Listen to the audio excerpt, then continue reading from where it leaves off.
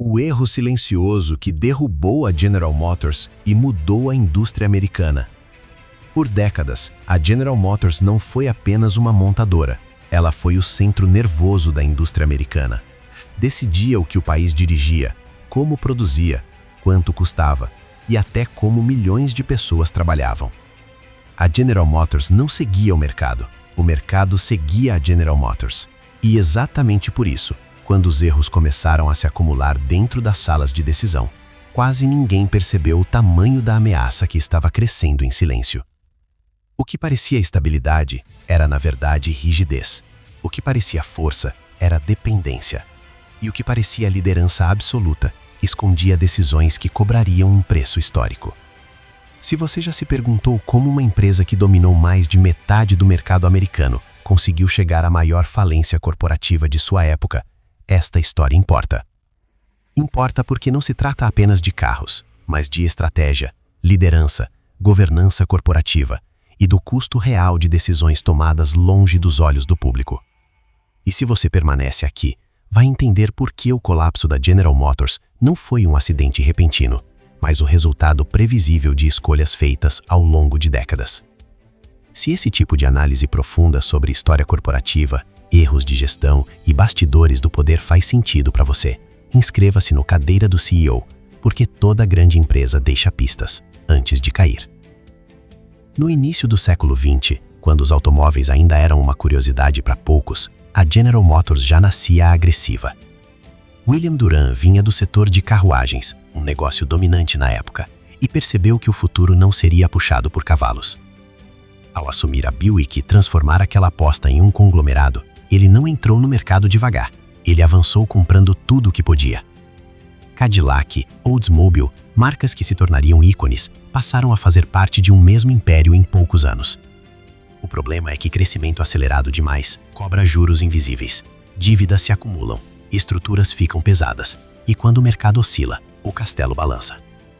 Bastou uma desaceleração econômica para que bancos tomassem o controle e expulsassem o próprio fundador. Esse padrão de expansão ousada, seguida de instabilidade, não seria um evento isolado, seria um prenúncio. A ironia é que Durant retornaria ao comando usando a Chevrolet como porta de entrada, unindo novamente as marcas sobre o mesmo teto. A partir daí, a General Motors construiu algo que nenhuma concorrente havia conseguido, um portfólio de marcas desenhado para capturar todos os níveis de renda, do luxo da Cadillac ao acesso popular da Chevrolet. Praticamente todo consumidor americano encontrava um carro GM que parecia feito sob medida. Essa estratégia funcionou de forma espetacular. Nos anos 50 e 60, enquanto estradas cruzavam o país e o automóvel se tornava símbolo de prosperidade, a General Motors alcançou um patamar quase inimaginável. Mais de 50% do mercado americano estava sob seu controle. Metade dos carros vendidos vinham do mesmo grupo. Era poder absoluto. E o poder absoluto costuma criar um problema silencioso: a ilusão de que nada precisa mudar. Enquanto Ford e Chrysler tentavam acompanhar, a General Motors ditava o ritmo. Só que, longe dos holofotes, um novo tipo de concorrência se organizava.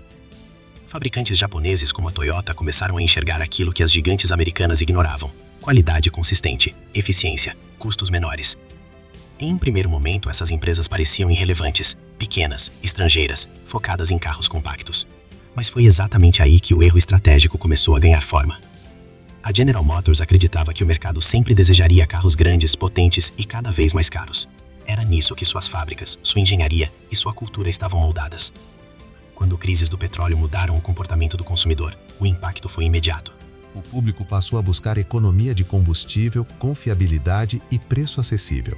E foi nesse ponto que os japoneses avançaram com força total. Modelos importados ganharam reputação positiva, enquanto carros americanos começaram a carregar o estigma de baixa qualidade. Casos como o do Chevrolet Vega, marcado por recalls e falhas graves, corroeram algo que leva décadas para construir: confiança. Em poucos anos, as importações cresceram mais de 10 vezes. A General Motors reagiu, mas reagiu tarde. Criou divisões como a Saturn tentando competir no mesmo terreno, porém já enfrentava um problema maior: sua própria estrutura. Durante décadas, a General Motors foi também uma das maiores empregadoras do país. Chegou a ter mais de 450 mil funcionários apenas nos Estados Unidos. Esse tamanho gerava poder político, influência sindical e uma responsabilidade gigantesca. A relação com os sindicatos garantiu salários altos, benefícios robustos e aposentadorias generosas. Durante o crescimento, isso parecia sustentável, mas quando a competição apertou, esses compromissos se transformaram em uma âncora. Para cada funcionário ativo, a empresa sustentava múltiplos aposentados. Bilhões eram destinados a pensões e saúde.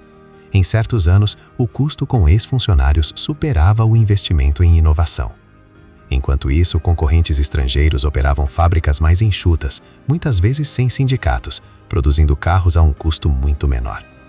A diferença de eficiência não estava apenas na tecnologia, mas no modelo de gestão. A General Motors carregava o peso do passado em cada veículo vendido. E mesmo assim, resistia a mudanças profundas. Inovar significava mexer em estruturas consolidadas, e mexer nessas estruturas significava conflito interno. O paradoxo é que inovação sempre fez parte do DNA da empresa. A General Motors foi pioneira em inúmeras tecnologias, do motor de partida elétrico aos airbags, da transmissão automática a avanços médicos e espaciais. Seu legado tecnológico é impressionante. Mas inovação isolada não sustenta a competitividade quando a estratégia geral está desalinhada. Nos anos 2000, a empresa ainda dependia fortemente de SUVs e caminhonetes, produtos altamente lucrativos em tempos de gasolina barata. Quando os preços do combustível dispararam em 2008, essa dependência se transformou em vulnerabilidade extrema. As vendas despencaram e as despesas fixas continuaram intactas. Foi nesse cenário que a crise financeira global atingiu seu ápice.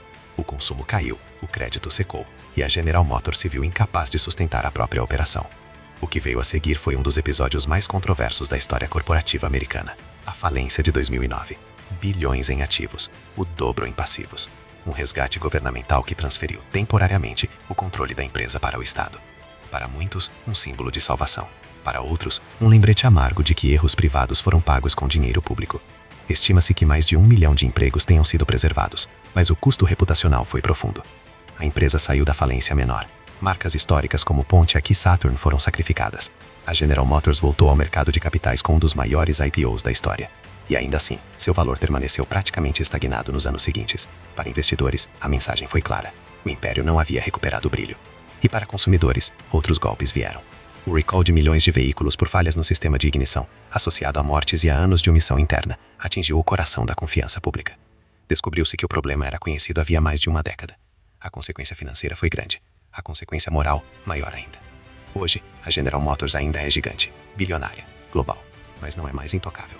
Seu market share caiu para menos de 20%. Sua reputação é constantemente questionada. E sua história se tornou um dos maiores estudos de casos sobre queda de empresas, decisões do CEO, crises corporativas e governança falha. O declínio não aconteceu da noite para o dia. Ele foi construído lentamente, decisão após decisão, sempre justificadas no curto prazo, sempre perigosas no longo prazo. A lição é clara. Nenhuma empresa é grande demais para errar. Nenhuma liderança está imune à arrogância do sucesso passado. E nenhuma marca sobrevive se ignora mudanças estruturais do mercado. Se você quer continuar entendendo como decisões tomadas no topo moldam destinos inteiros, deixe seu like e continue acompanhando Cadeira do CEO. Porque toda grande corporação deixa rastros, e quem aprende a lê-los nunca mais olha para o mercado da mesma forma.